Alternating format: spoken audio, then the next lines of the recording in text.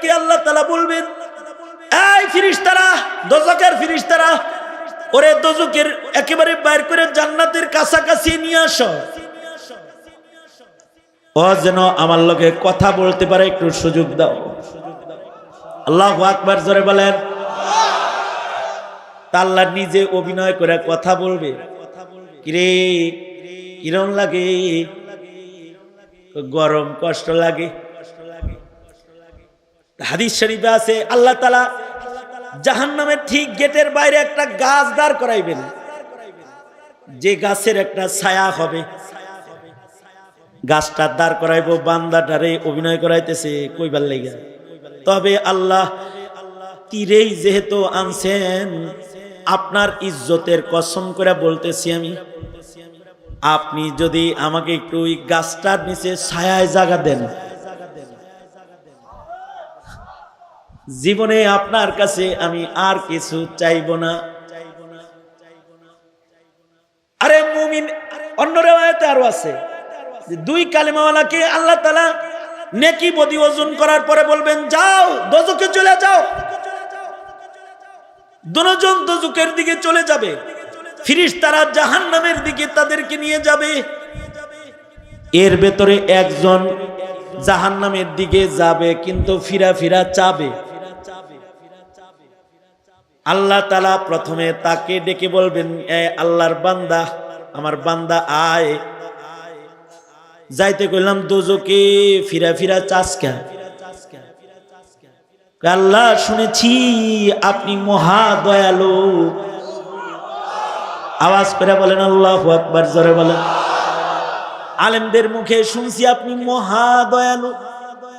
মহান দয়ালু মালিকের দিকে ফিরা ফিরা বারবার চাই, যদি তার কোনো দয়া আবার পাই আল্লাহ তাআলার সাথে সাথে বলবেন, আমার দয়া আমার রহমতের উপরে তোর ইতিমাদ এত, যা তোর এই ঈমানের কারণে তোকে দোজখে ফেললামই না, যা তোকে জান্নাত দিয়ে দিলাম। কারণ আমাদেরকে সবচেয়ে বেশি মোহাব্বত করে কে? জোর হলো না, আরো জোরে। সবচেয়ে বেশি মোহাব্বত করে কে? নাকি হাসিনা? হাসিনা তো ভাবলাই যে হে সবচেয়ে বেশি মোহাব্বত করে, আর হের দলের লোকেরা যারা আছে হেরা মনে করে যে আসলেই মনে হয় বুবু আমাকে খুব মোহাব্বত করে, এজন্য হে হে করে ফোন করে কয় আইতাছি, আর হেরা কয় আপা আসেন। আমরাও বলি আসেন আসেন, আয়া পড়েন।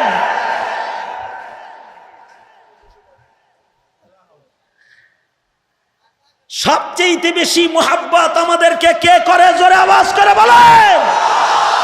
আল্লাহ।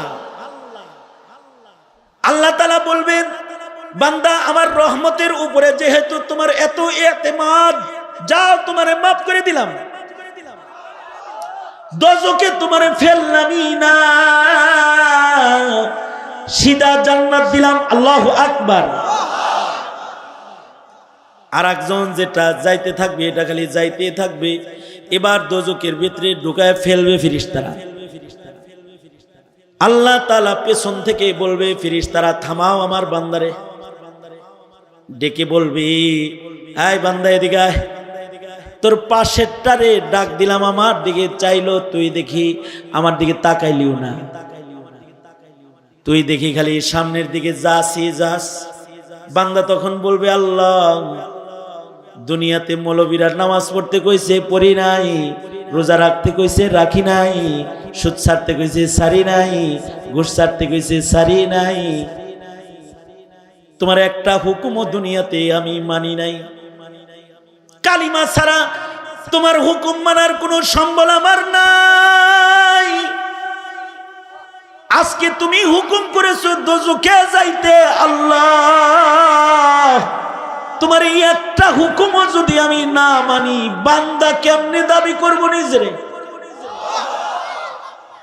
এ কারণে আল্লাহ আমি পেছনের দিকে তাকাই না তোমার হুকুম তামিল করতে। আল্লাহ তাআলা বলবেন, আমার হুকুমের প্রতি তোর এত এত শ্রদ্ধা, এত আজমত, এত শানওয়ালা বিশ্বাস, তাহলে তুই গুনাহ যা করছস আসলে দুঃখাই ফিরে করছস। যা আমার রহমতের জোয়ারে দোষ পয়দা হয়েছে, আমি তোর জিন্দগির গুনাহগুলো মাফ করে তোকেও বিনা হিসাব জান্নাত দিলাম।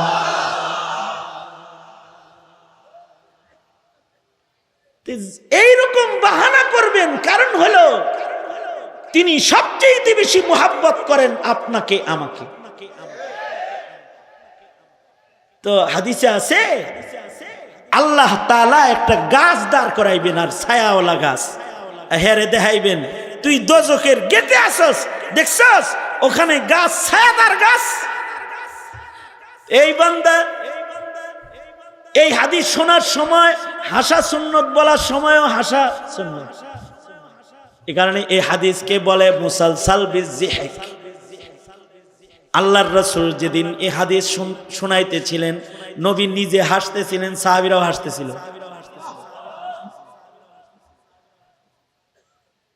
গাছ একটা গজাইছে, বান্দা আল্লাহর কাছে আল্লাহর জাত আর জালালের কসম খায় কয়, ও আল্লাহ আপনার জাতের কসম, খালি ভিতরের থেকে একটু বাইর কইরা যেহেতু কথা বলার সুযোগ দিছেন, এই গাছটার নিচে একটু বসতে জায়গা দেন, আর কিছু চামু না। আল্লাহ তাআলা বান্দাকে এই গাছের নিচে জায়গা দিবেন, কিন্তু এই গাছের কাছে বসলেও দোজখের গরম বাতাস লাগে।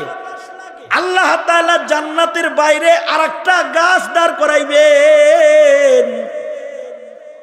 কতক্ষণ পরে আবার বান্দা বলবে, ওগো আল্লাহ, দোজখের এই পারে এক গাছের ছায়া, ওই পারে তো আরেক গাছের ছায়া আছে, আল্লাহ এখানে তো গরম লাগে, জাহান্নামের আগুনের গরম লাগে।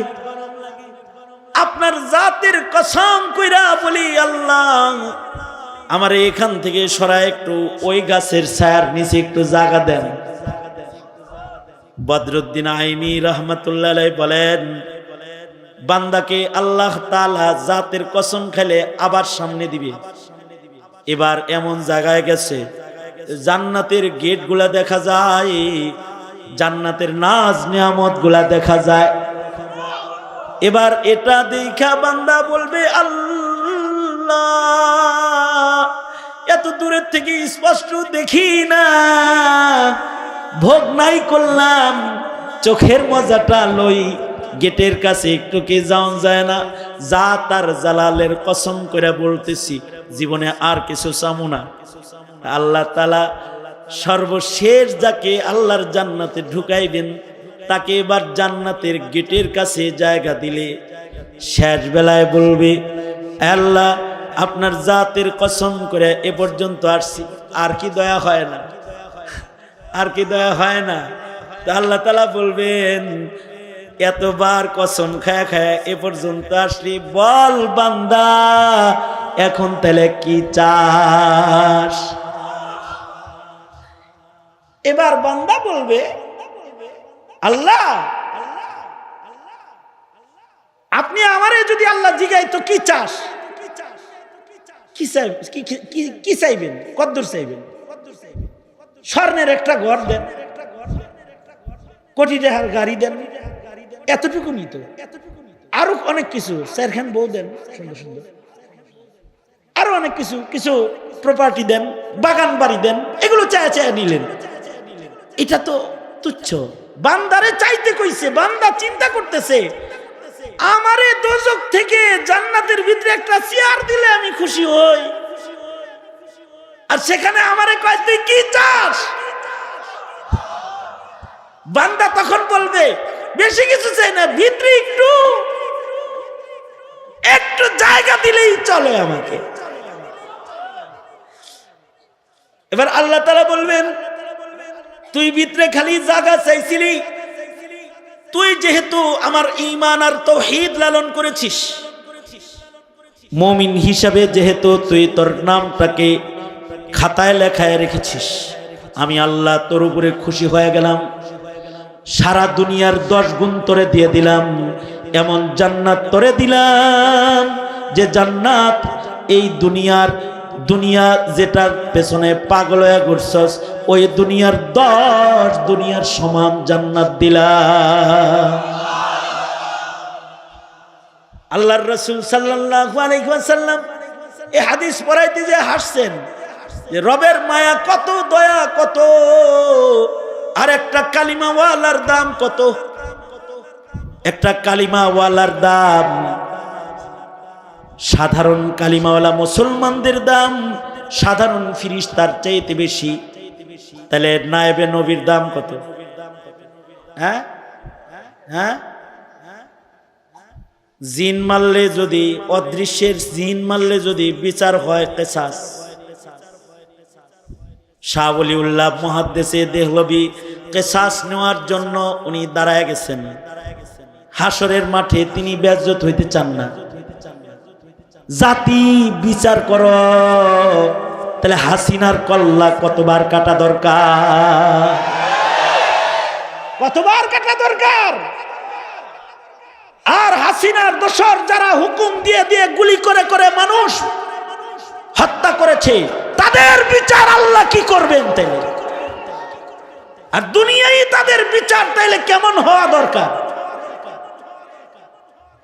কারণ এই জুলমের বিচার আল্লাহ তাআলা করবেন। মানুষকে আল্লাহ তাআলা জুলুম করার জন্য বানান নাই, মানুষকে আল্লাহ তাআলা ইবাদত করার জন্য বানাইছে। ইবাদত।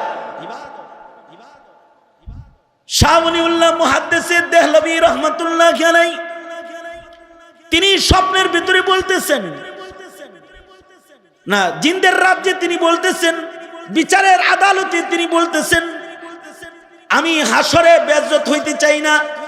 আমি যেহেতু একটা নেককার জিনকে হত্যা করে ফেলেছি, দুনিয়ায় আমার বিচার হয়ে গেলে আমি রাজি আছি।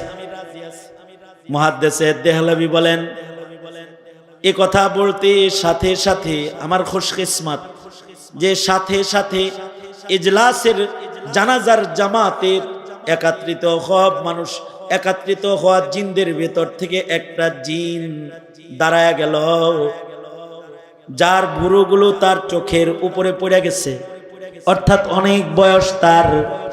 সে দাঁড়ায় বলতে লাগলো, আদালত সামিয়াতু আনিন নবী সাল্লাল্লাহু আলাইহি ওয়াসাল্লাম, আমি নবীজির মুখ থেকে শুনেছি কোন জিন যদি তার আকৃতিকে পাল্টায়া বিকৃতি ঘটায় নিজের ইচ্ছা শক্তি দিয়ে ইচ্ছায়, তাহলে তাকে না চিনার কারণে কেউ যদি তাকে হত্যা করে, এটা হত্যা হিসাবে গণ্য হবে না, এটা দুর্ঘটনা হিসেবে গণনা হবে।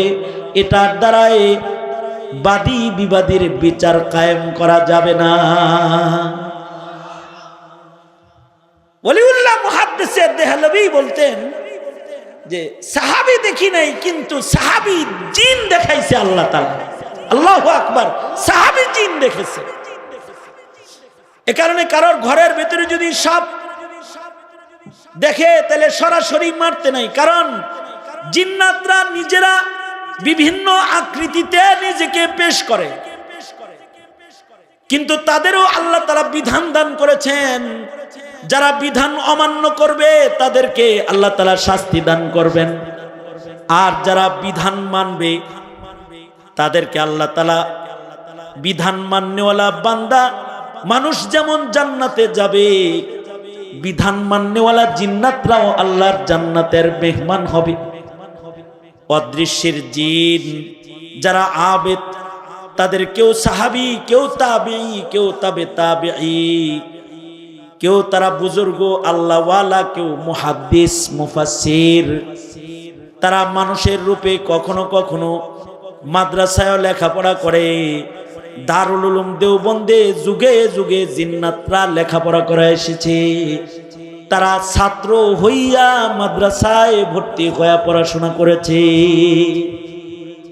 আমাদের পেছনের বুজুর্গদের কাছে তারা পরিচয় দিয়েও ভর্তি হয়ে পড়াশোনা করেছে, জিন পরিচয় দিয়ে ভর্তি হয়ে পড়াশোনা করছে। কারি তৈয়ব সাহেব রহমতুল্লাহ আলাইহির কাছে পরিচয় দিছে যে আমি জিন, আমি মানুষের আকৃতিতে আপনার জামিয়ায় পড়তে চাই, ইলম নিতে আসছি। আল্লাহু আকবার বলেন। এরা কিন্তু জান্নাতে যাবে, কিন্তু জিনের ভেতরে যারা ইবলিসের মুরিদান। কার মুরিদান?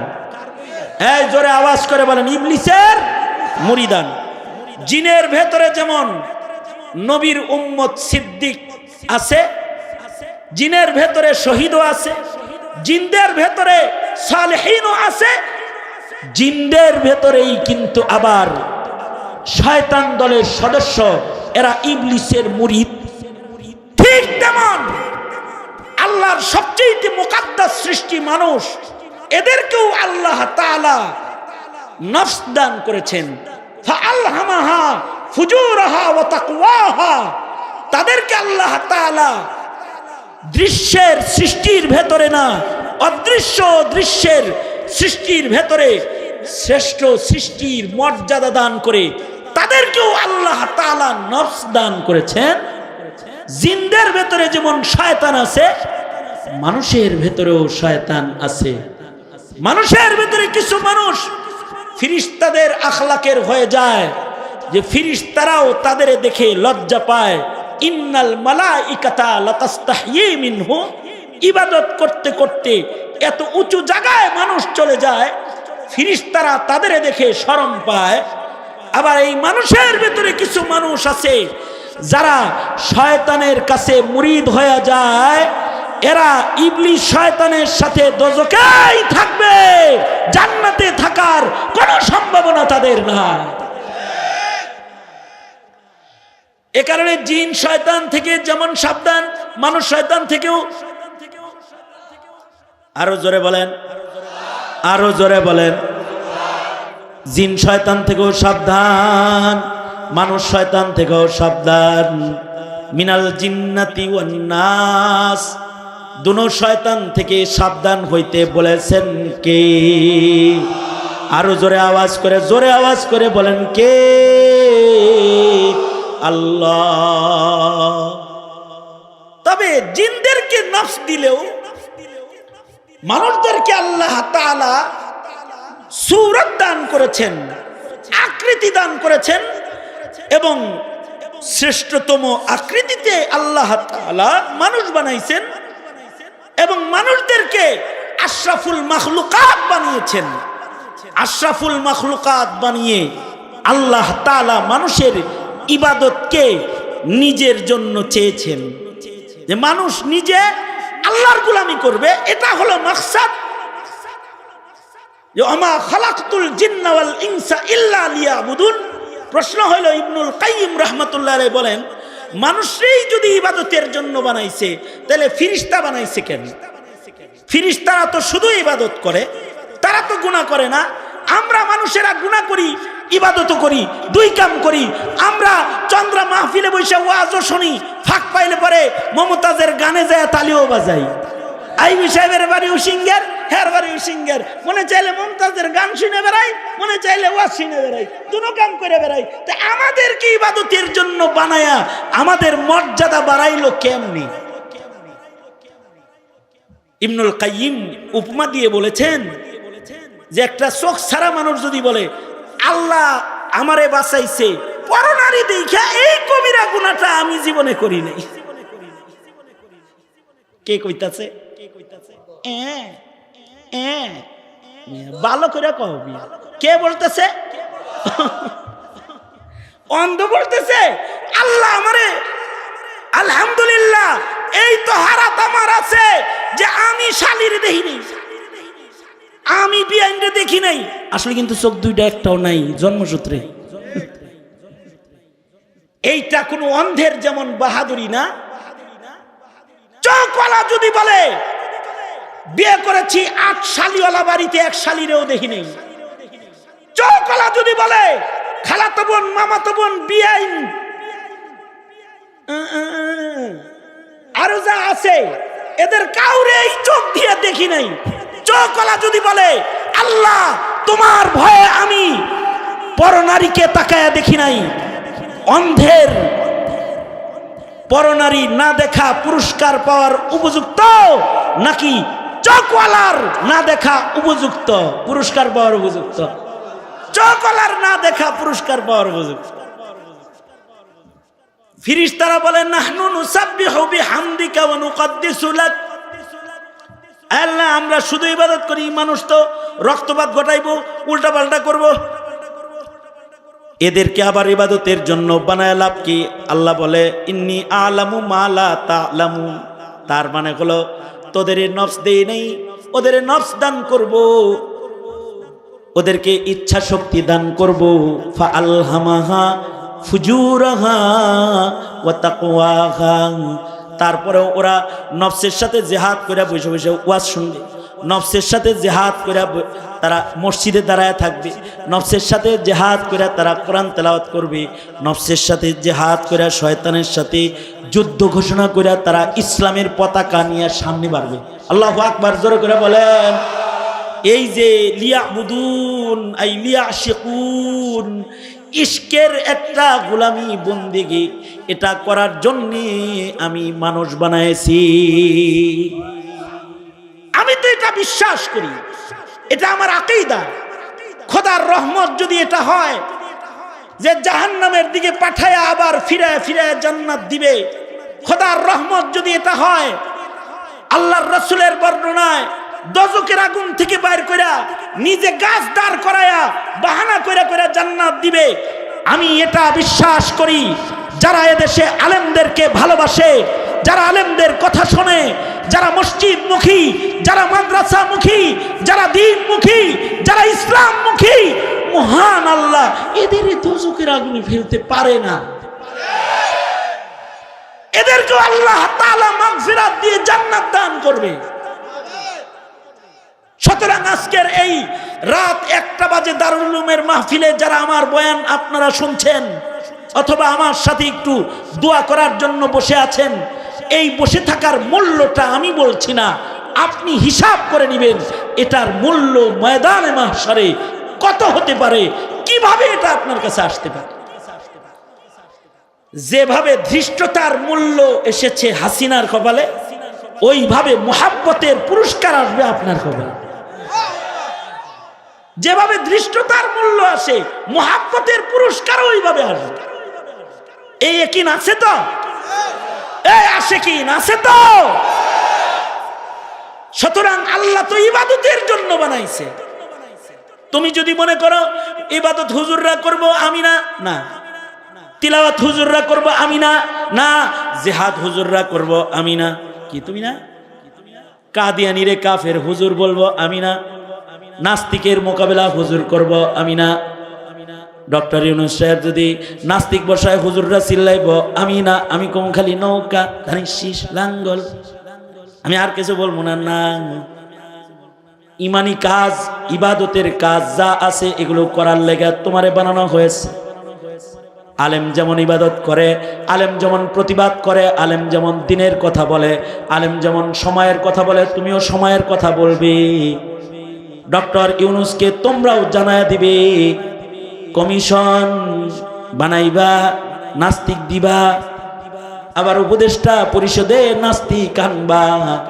হাসিনারা যেমন যাকে দিয়া দিল্লি পাঠাইছে, তোমারে যাকে দিয়া আমেরিকা পাঠায় দিব। আলেমদের সাথে আছেন তো ইনশাআল্লাহ? আছেন তো ইনশাআল্লাহ? থাকবেন তো ইনশাআল্লাহ? আলেমরা যদি ইবাদতের পথ দেখায়, শয়তান দেখায়, এটা ইবলিস, এটা ইবলিস যদি দেখায়, যদি চিনায় দেয় এটা অন্যায়, এটা অন্যায়, মানা ফরজ। সাধারণের জন্য মানা ফরজ, কারণ তোমাকে দিক নির্দেশনা দেওয়ার জন্য নতুন করে কোনো নবী আর জমিনে আসবে না। তোমাকে পশু যেন তুমি না হয়ে যাও, হাইওয়ানের ভেতরে যেন চৌপায়া জানোয়ার না হয়ে যাও, আর অদৃশ্যের শয়তানের ধোঁকায় যেন তুমি মানুষ শয়তান না হয়ে যাও। তোমার ভেতরে যেন কোনো ফিরিস্তার সিফাত আসে, ইবাদতের সিফাত আসে। এ কারণেই তোমার জন্য দরকার ইলমে দ্বীন, তোমার জন্য দরকার আলেমের ছায়া, তোমার জন্য দরকার মাশায়েখিনদের দিক নির্দেশনা।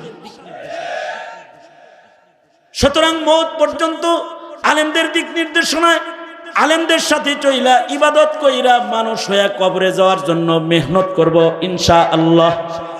জোরে আওয়াজ করে বলেন ইনশাআল্লাহ।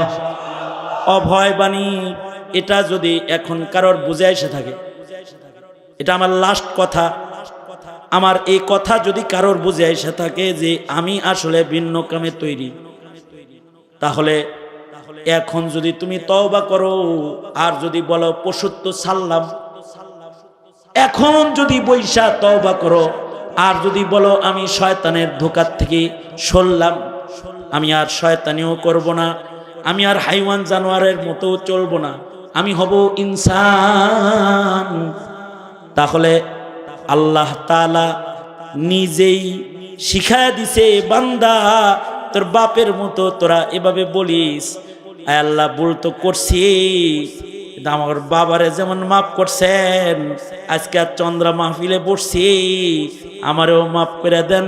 রব্বানা যালামনা আনফুসানা ওয়া ইল্লাম তাগফির লানা ওয়া তারহামনা লানাকুনান্না মিনাল খাসিরিন।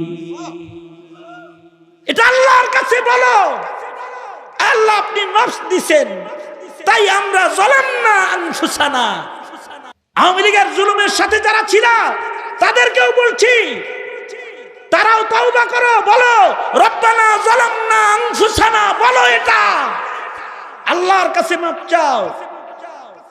কারণ আল্লাহ তাআলা কালিমাওয়ালা মাফ চাইলে তাকে বলে লা তাকনাতু মির রাহমাতিল্লাহ, নিরাশ হইস না, মাফ করে দিলাম। আল্লাহু আকবার জোরে করে বলেন। কারণ আল্লাহ তো বান্দারে ক্ষমা করার জন্যই দুয়ার খুলে বসে থাকে। সুতরাং আজকে এখন আমরা তওবা করতেছি, আর জুলুম করব না ইনশাআল্লাহ বলেন। কারণ আল্লাহ আমাদের কি বানাইছেন, উদ্দেশ্য আছে, উদ্দেশ্য হলো ইবাদত। আজ থেকে ইবাদত করব, জোরে বলেন ইনশাআল্লাহ। হয় নাই আওয়াজ করে বলবেন ইনশাআল্লাহ। আজ থেকে নামাজ পড়ব, আজ থেকে রমজানের রোজা রাখবো।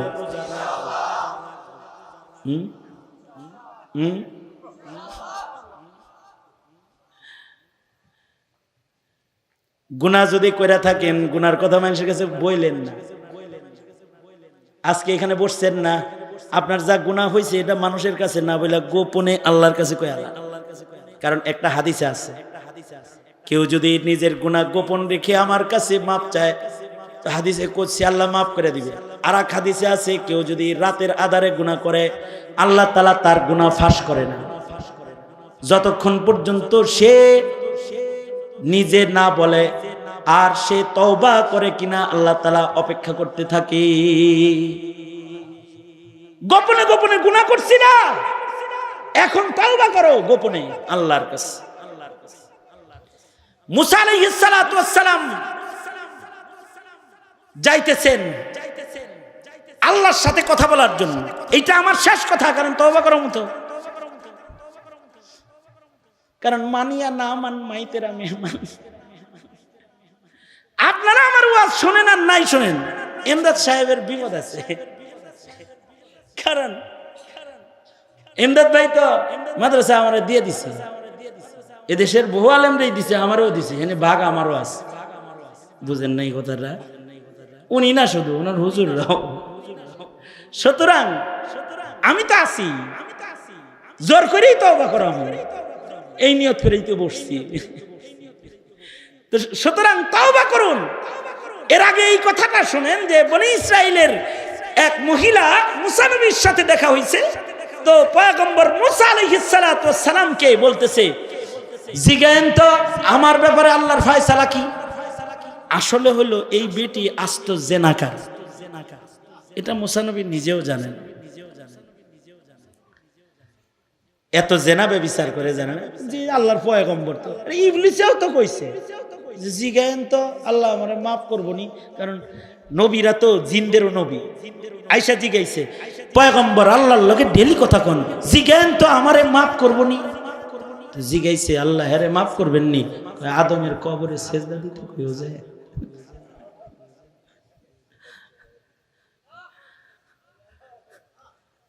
এই ভিডিও জিগায় জিগায় তো আল্লাহরে, আমার ব্যাপারে আল্লাহর মুআমালা কি? তো পয়গম্বর আসছে, পরে জিগাইছিলেন আমার কথা কি মনে ছিল আপনার? পয়গম্বর ছিল না মানে মনে ছিল তো, জিগাইছিলেন। কয় আল্লাহ তো তোমাকে মাফ করে দিছে। কয় হায় হায়, এত আকাম করার পর আল্লাহ মাফ করে কেন? কয় আমি এই আকাম করছি, এই আকাম করছি, এই আকাম করছি, মানিকের মতন। বিচারপতি মানিক দাদুকে চিনেন না? উনি বলেছে আমি এই আকাম করেছি, এই আকাম করেছি, এই আকাম করেছি। বেয়াদব কোথাকার। একে তো গুনাহ করে করে এটারে আবার বলে যে আমি এটা করছি। দৃষ্টিটা গো,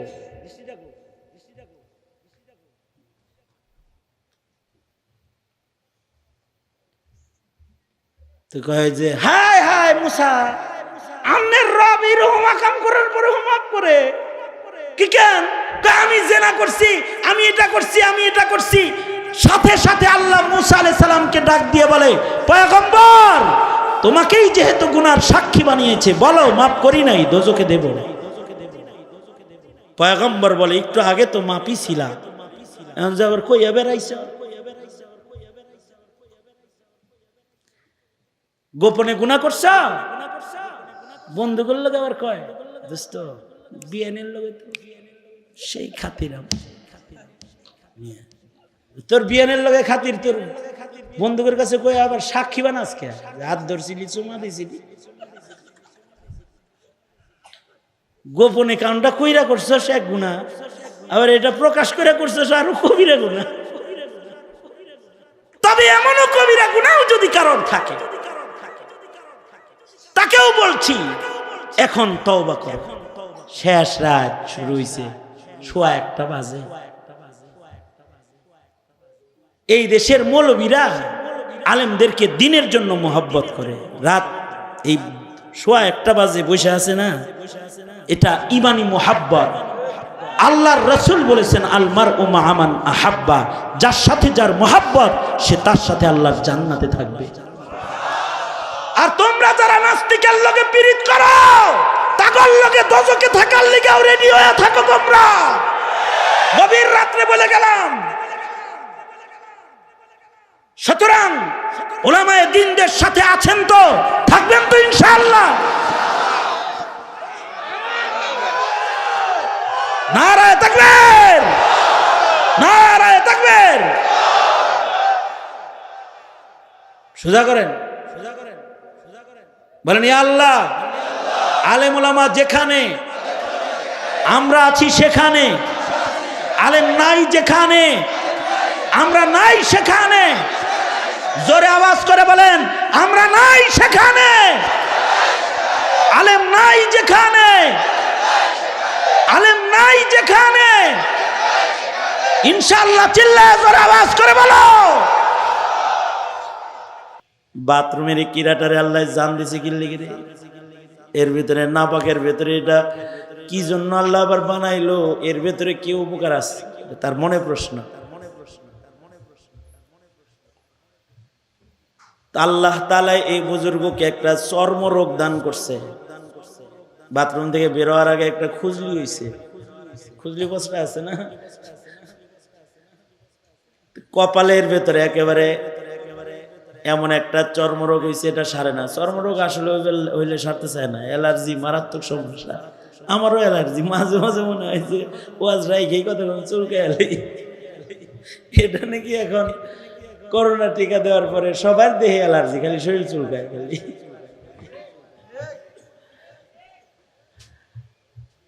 এই বুজুর্গের এই চর্মরোগ আর ভালো হইতেছে না, খুব সমস্যা তার। এক হাকিম সাহেবের কাছে গেছে, যা বলে হাকিম সাহেব দেখেন তো আমার এই চর্মরোগ ভালো হইতেছে না, কি উপায়? আপনার তো এমন একটা চর্মরোগ হইছে যেটা হাজারে একজন হয় না, তবে এর একটা সহজ ঔষধ আছে, সেটা হলো পায়খানার যে কিরা আছে না, এটার রস যদি এটার ভিতরে লাগান যায় তাহলে সাথে সাথে উপকার। বুজুর্গ বলে আল্লাহ দিলের প্রশ্ন দূর করার লেগে শেষ বেলায় বাথরুমের কিরা আমার কপালে লাগাইলা। মা খালাকতা হাযা বাতিলা, আল্লাহ তাআলা এই পৃথিবীর কোনো কিছুকেই অযথা বানান নাই। সব কিছুর সৃষ্টির একটা উদ্দেশ্য আছে।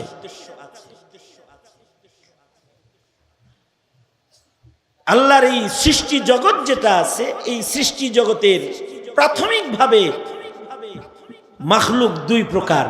প্রাথমিকভাবে এক প্রকারের মাখলুক দৃশ্যে, আর এক প্রকারের মাখলুক অদৃশ্যে।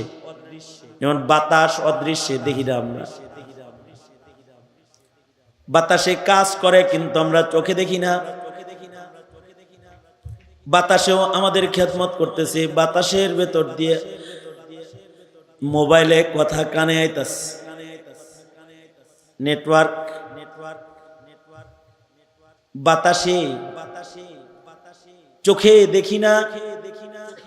যেমন আল্লাহ পাক ফিরিস্তা বানাইছেন, তাদেরকে চোখে দেখি না। জিন বানাইছেন, চোখে দেখি না। এক প্রকারের মাখলুক হলো যারা অদৃশ্যে, চর্ম চোখে তাদের দেখা যায় না। আর এক প্রকারের মাখলুক হলো দৃশ্যে, যাদের চোখে দেখা যায়। দৃশ্যের রকমারি মাখলুকের ভেতরে হাইওয়ানাত, জামাদাত, নাবাতাত, অনেক মাখলুক আল্লাহর আছে।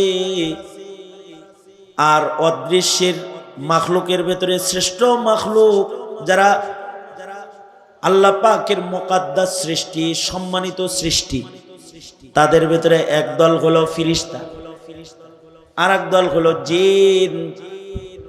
এরাও মাখলুক, এরা আছে কিন্তু চর্ম চোখে আমরা তাদের দেখি না। আল্লাহ পাকের কুদরত অদৃশ্যের সৃষ্টি। তবে ফিরিস্তা আর জিনের ভেতরে ব্যবধান হইল, ফিরিস্তাদেরকে আল্লাহ তাআলা নূর থেকে বানিয়েছেন, জিনেরা অদৃশ্যের সৃষ্টি, তাদেরকে আল্লাহ তাআলা আগুন থেকে বানাইছেন। আর সৃষ্টিগতভাবে কিছু ব্যবধান, সৃষ্টিগতভাবে ব্যবধান হলো জিনদেরকে আল্লাহ তাআলা শরীয়তের মুকাল্লাফ বানাইছেন। জিনদেরকেও আল্লাহ তাআলা ইচ্ছা শক্তি দান করেছেন, নফস দান করেছেন। কিন্তু ফিরিস্তাকে আল্লাহ তাআলা নফস দেন নাই। তারা কোন সময় আল্লাহ পাকের বিরোধিতা করে না। লা ইয়াসুনাল্লাহা আবাদা, কখনো কশিন কালেও তারা আল্লাহ পাকের কোনো হুকুম অমান্য করে না। তারা শুধুই মাত্র ইবাদত করে। আল্লাহু আকবার বলেন। তবে তাদের ইবাদত করার জন্য শরীয়ত নাই। যাকে আল্লাহ পাক যে হুকুম দান করেছেন, সে আল্লাহর সেই হুকুম পালন করে সর্বদা। কাউকে বৃষ্টি বর্ষণের দায়িত্ব দিয়েছেন, তারা বৃষ্টি বর্ষণ করে। কাউকে জান কবজ করার দায়িত্ব দিয়েছেন, তারা রূহ কবজ করে। কাউকে ওহী আদান প্রদানের দায়িত্ব দিয়েছেন, কাউকে আল্লাহ তাআলা সিংহায় ফু দেওয়ার দায়িত্ব দিয়েছেন, কাউকে আরশ কাঁধে দাঁড় করায় দিয়েছেন। সৃষ্টির পর থেকে আজও পর্যন্ত আরশ কাঁধে তারা দাঁড়িয়ে রয়েছে। কোনোদিন তাদের কোনো বিরক্তি নাই, কখনো বসতে মনে চায় না। আল্লাহর রাসূল মিরাজ থেকে এসে বলেন, ইসরাফিলকে দেখেছি এক পা সামনে এক পা পিছনে, সিংহা মুখে লইয়া প্রস্তুত হইয়া দাঁড়ায় আছে। আল্লাহ যখন নির্দেশ করবে তখন সে বাঁশি বাজাবে, ফু দিবে, কিয়ামত পর্যন্ত দাঁড়ায় থাকবে। কখনো ইসরাফিল কোনো নড়াচড়াও করবে না। যেভাবে আল্লাহ দাঁড় করায় রাখছেন এভাবেই দাঁড়ায় থাকবে। এমন কিছু ফিরিস্তাকে আল্লাহর রাসূল দেখেছেন যারা সেজদায় আছে, সৃষ্টির পর থেকে সেজদায় আছে, কিয়ামত পর্যন্ত সেজদায় থাকবে। আমাদের মতো না, মাথা উঠামো আর কতক্ষণ পরে বিশ করতেছি, কিরে ইমাম সব মাথা উঠায় না কেন? তারা সৃষ্টির পর থেকে সেজদায় আছে, কিয়ামত পর্যন্ত সেজদায় থাকবে, কোনদিন সেজদার থেকে মাথা উঠাবে না। এই ফিরিস্তারা শুধুই মাত্র ইবাদত করে। এ কারণে আল্লাহ তাআলা তাদেরকেও কিবলা দান করেছেন। আমাদের যেমন ইবাদতের জন্য কাবা আছে, কিবলা আছে, আল্লাহর রাসূল বলেন ফিরিস্তাদের কিবলা হলো মসজিদ বাইতুল মামুর। তারা মসজিদ মামুরে তওয়াফ করে, সেখানে তারা ইবাদত করে। কিন্তু আমরা মসজিদে বারবার যাওয়ার সুযোগ পাই, আমরা মক্কায়ও বারবার যাওয়ার সুযোগ পাই। আল্লাহর রাসূল বলেন অদৃশ্যের এই মুআজ্জম সৃষ্টি ফিরিস্তাকে আল্লাহ এত সংখ্যায় বানাইছেন, যারা একবার মসজিদ মামুরে ঢুকে ইবাদত করবে, দ্বিতীয়বার তারা ইসরাফিলের বাঁশি বাজার আগে আর চান্স পাবে না। এত ফিরিস্তা আল্লাহ বানাইছে অদৃশ্যে, আমরা তাদের দেখি না।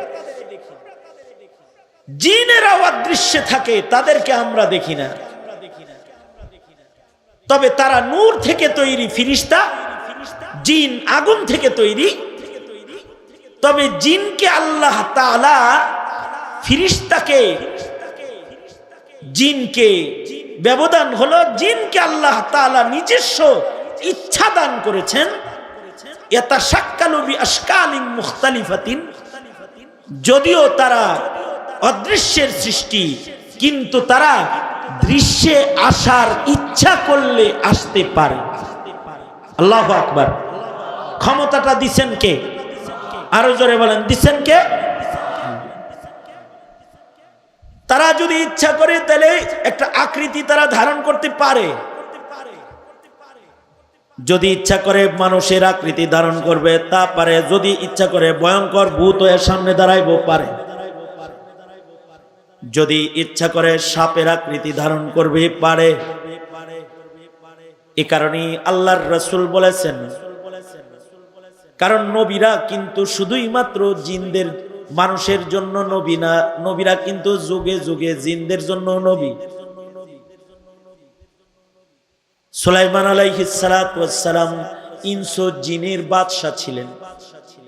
নবীরা জিনদের জন্য পয়গম্বর, মানুষের জন্য যেমন পয়গম্বর মানা ফরজ, ওরকম জিনদের জন্য পয়গম্বর মানা ফরজ। তবে আল্লাহর এই সৃষ্টির ভেতরে অলৌকিকত্ব হলো তাদের আল্লাহ তাআলা বিভিন্ন আকৃতিতে নিজেকে পেশ করার ক্ষমতা দান করছেন। এ কারণে জিন যদি চায় তাহলে তারা সাপের আকৃতিও ধারণ করতে পারে, গরুর আকৃতিও ধারণ করতে পারে, মানুষের আকৃতি ধারণ করে মাদ্রাসায় লেখাপড়াও করতে পারে।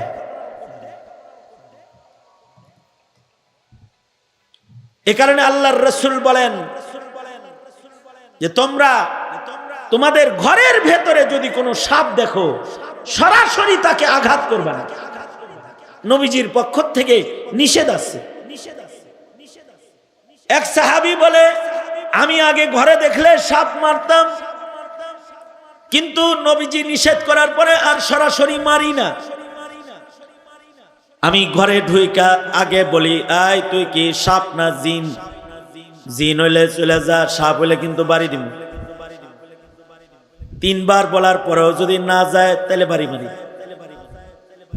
কারণ জিনেরা সাপের আকৃতি ধারণ করে। বিশেষজ্ঞ ওলামারা বলেছেন, জিনেরা সাপের আকৃতি ধারণ করলে তারা সাদা রঙের, লালচে রঙের সাপের আকৃতি বেশি ধারণ করে, জিনেরা সাপের আকৃতি ধারণ করে। এ কারণেই জিনেরা কখনো কখনো সাপের আকৃতি ধারণ করার কারণে তারা মরে যায়, তারা হত্যার শিকার হয়ে যায়।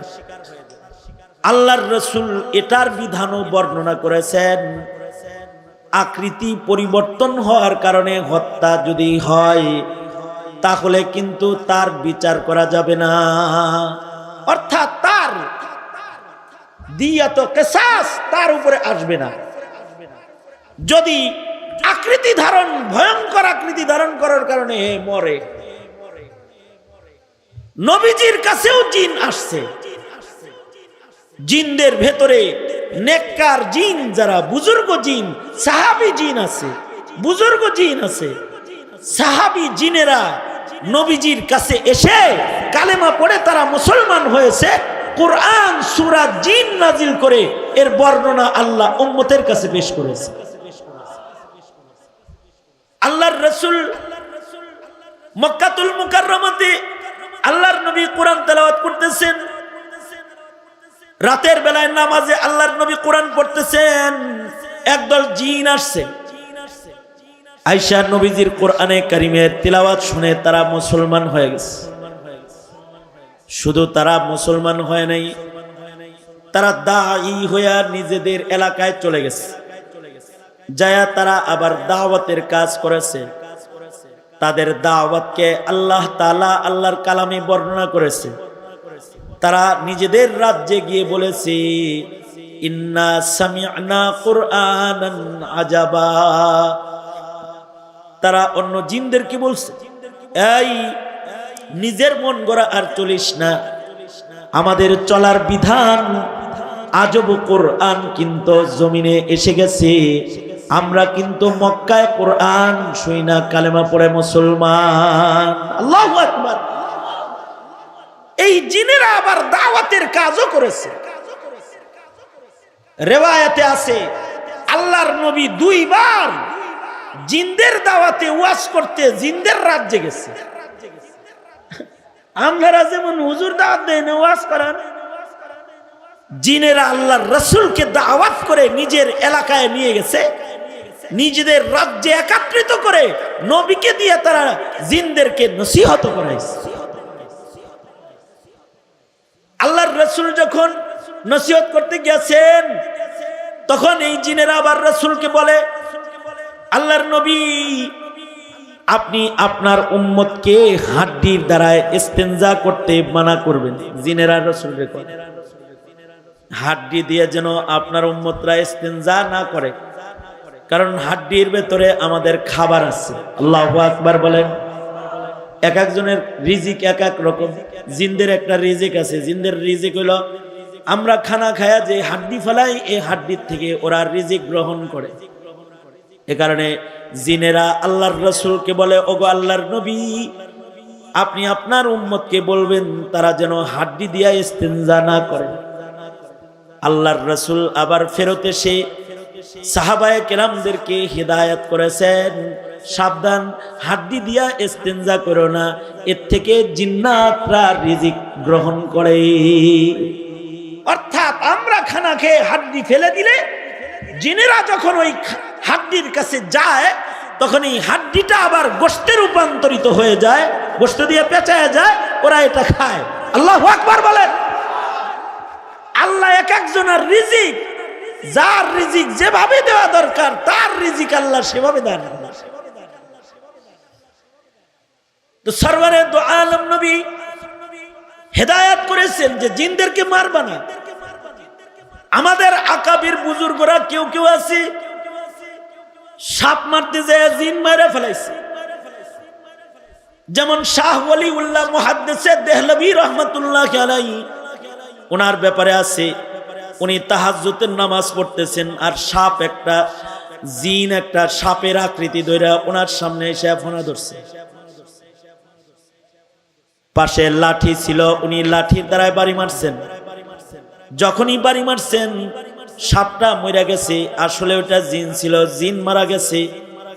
সাথে সাথে দুইজন পুলিশ বেশে এসে মুহাদ্দিসে দেহলভিকে গ্রেফতার কইরা জিন্দের রাজ্যে লয়ে গেছে। রাজ্যে নিয়ে বলে, ওলিউল্লাহ তুমি কি রাতের বেলায় আমাদের একটা বাইরে মারো নাই? না মারি নাই।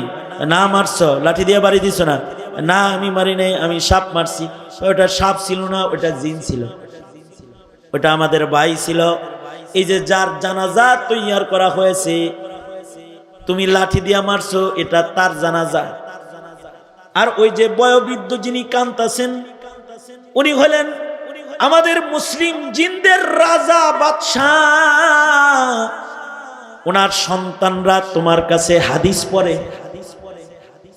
যারে তুমি বাড়ি দিয়া মারছো সে তোমার ইলমে হাদিসের ছাত্র। বাচ্চা মানুষ সাপের আকৃতি মনে চাইছে আর ধারণ করছে, আর তুমি বাড়ি দিয়ে তারে মারলা।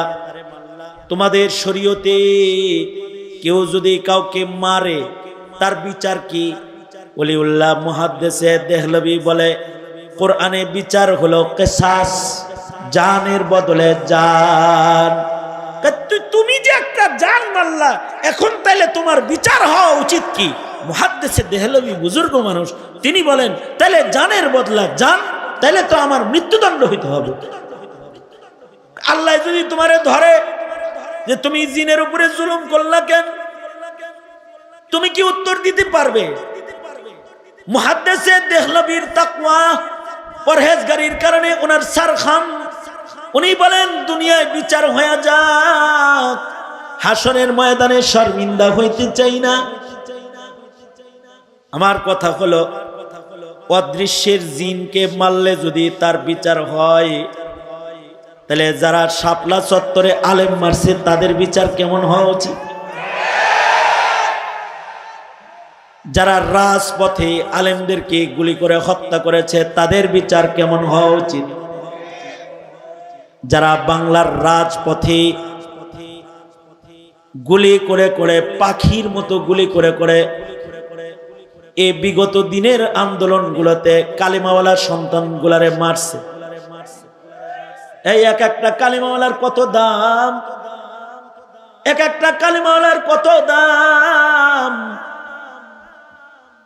কালিমাওয়ালা মুসলমান মুমিনের দাম, আহলুস সুন্নাতি ওয়াল জামার আকীদা হলো কালিমাওয়ালা একটা মুমিনের দাম ফিরিস্তার চাইতে বেশি। সাধারণ ফিরিস্তা যারা আছে তাদের চাইতে সাধারণ কালিমাওয়ালার দাম বেশি।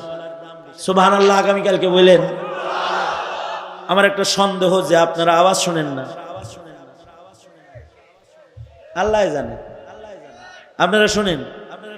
আমি যখন বলি তখন শোনেন না, দেরিতে শোনেন, সাথে সাথে শোনেন, নরেন সরেন নাকি? সুস্পষ্ট একটা কথা, একটা আকীদা বলতেছি আমি। এটা একটা আহলুস সুন্নাতি ওয়াল জামার একটা আকীদা। মিন হাইসুল মাজমুআ, কালিমাওয়ালা মুমিনদের দাম, সাধারণ কালিমাওয়ালা একজন মুসলমানের দাম, মুসলিম জাতির দাম সাধারণ ফিরিস্তাদের চাইতে বেশি। এটা সস্তা কথা না কিন্তু।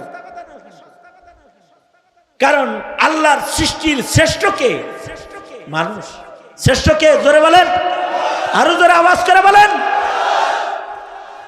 সৃষ্টির শ্রেষ্ঠ তো মানুষ।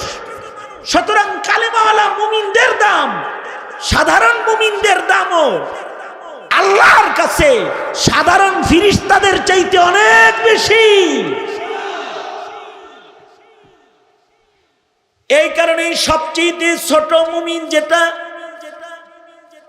একেবারে সাধারণ মুমিনের ভিতরে সবচেয়ে ছোট মুমিন, যার শুধুই মাত্র ঈমান আছে, যার কোনো আমল নাই, জীবনে ওয়াজ শুনে নাই, জীবনে কোনোদিন একটা সিজদা দেয় নাই, জীবনে কোনোদিন কোরআন তেলাওয়াত করে নাই, তবে তার ভিতরে ঈমান আছে, লা ইলাহা ইল্লাল্লাহ মুহাম্মাদুর রাসূলুল্লাহ।